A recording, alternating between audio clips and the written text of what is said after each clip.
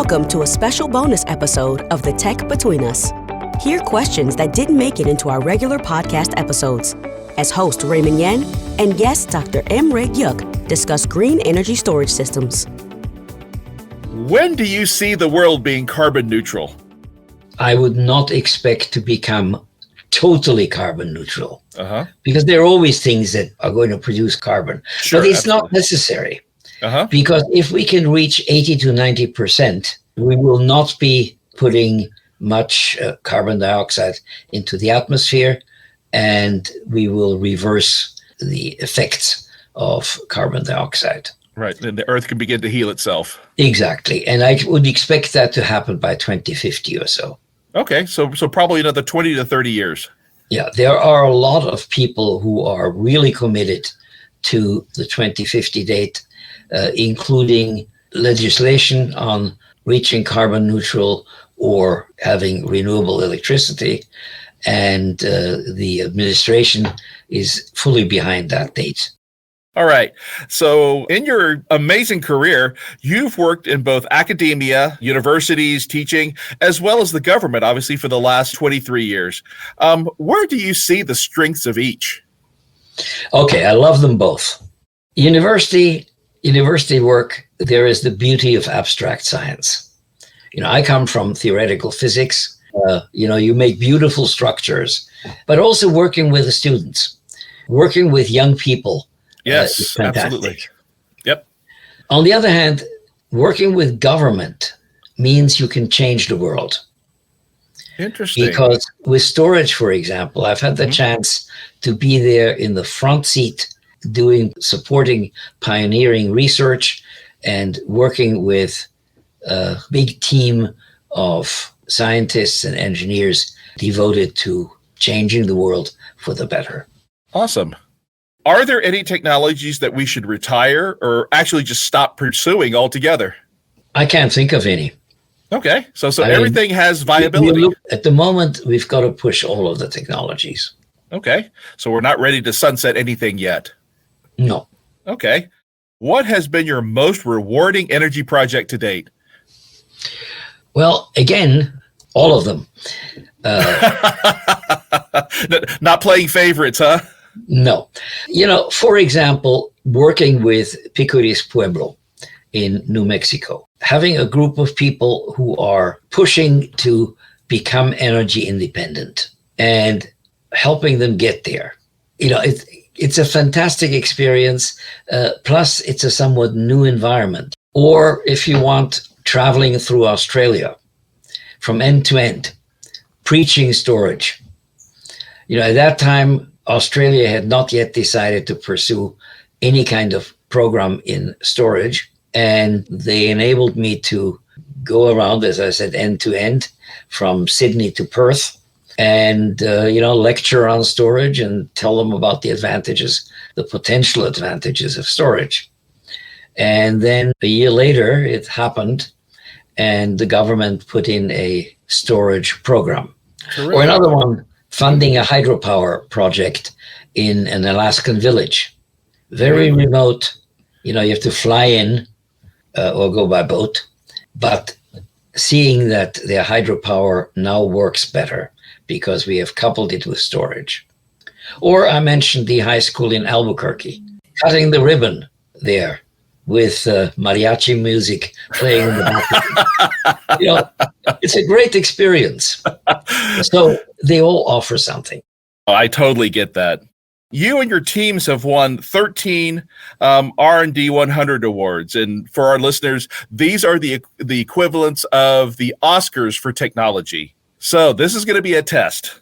How many can you name in chronological order? Well, since I'm not allowed to pull out the chart, let me talk about the first one. Okay, great. Actually, it was the first two. Okay, it had to do with measuring magnetic fields on transmission wires without actually doing it. But it was actually two projects which won RD 100 awards. And we had two tables there, and I switched from one table to the other throughout the evening. So this was in the same year then. In the same year, we got 2 awards. Yeah. That's amazing. 13 is an impressive number. Congratulations. What new technology do you see advancing to prototype or rapid deployment? It could be in your field or any other field. Well, I'll stick to my field. Okay. The nice thing is that we have big solicitations by the California Energy Commission and even bigger by the Department of Energy. And we should see some really good non-lithium technologies deployed soon, because that's what the solicitations are for. Okay. So I expect a number of good projects. Previous ones, the technologies weren't quite ready. But we are going to get flow batteries involving vanadium, zinc air, thermal batteries, gravity batteries, and many others. How will storage systems help communities who experience energy insecurities? And you talked a little bit about that earlier, but is there anything else that you want to expand on that? Yeah, it's only now becoming clearer just how serious this situation is, that there is such a thing as social equity. And we're really seeing an electricity divide. Up until about a decade ago, the costs of electricity were pretty much tracking the consumer index. Okay. But in the last 10 years, electricity has shot up much more than the consumer index. Interesting. I didn't realize that. And if you are working on marginal budgets, that really cuts into what you have available. And whereas for most of us, electricity is a fairly small budget item, for underserved communities, it's a much more serious budget item. And any changes in it reflect strongly on their abilities. And as I mentioned, outages last longer in underserved communities, and they are more likely. More likely meaning occur more often. Exactly. Got it. And they may, and this is not just a small percentage, they may be 3 times or 5 times more frequent. Yeah, I mean, there's a big problem there. Right. So like you said, there's a large divide happening in energy. Yeah. And people live in areas where the coal-fired power plants are still there. And there are respiratory diseases. And then, of course, there are remote, rural, and tribal communities, particularly tribal communities where you don't even have electricity as such. It's not really cost effective to run a transmission line or distribution line to somebody who is living in his little house in a beautiful landscape sometimes, but it's remote. Right. I mean, hundreds of miles from a generation station or a substation. So we would like to serve these people with photovoltaics and storage. Perfect. How would you convince others to move towards renewable energy and energy storage systems?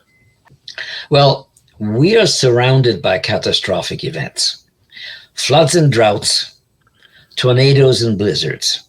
Becoming more often nowadays. More and more often. But there is also sea level rise, reduced crop fertility, increased pest level.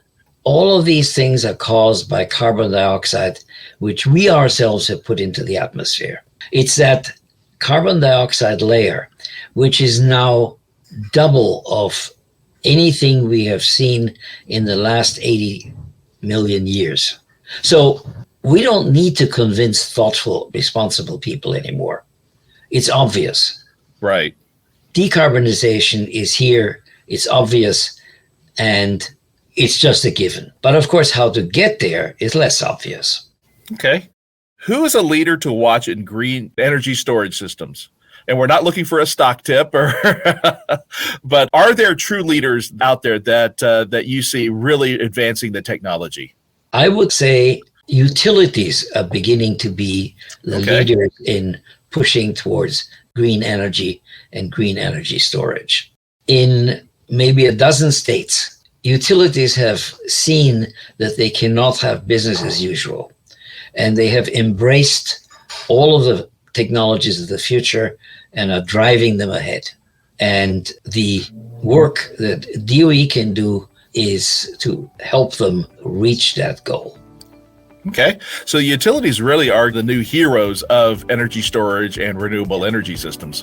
After being a bit reluctant for a while, they saw the light. Yeah, they've really done. Okay. Thank you for listening to this episode of The Tech Between Us.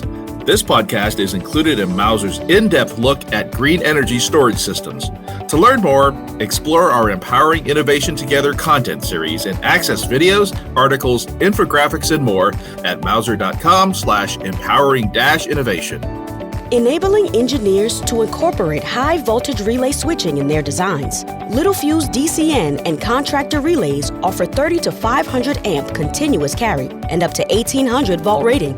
The relay's design utilizes a more sophisticated ceramic arc chamber and withstands higher pressures and temperatures longer.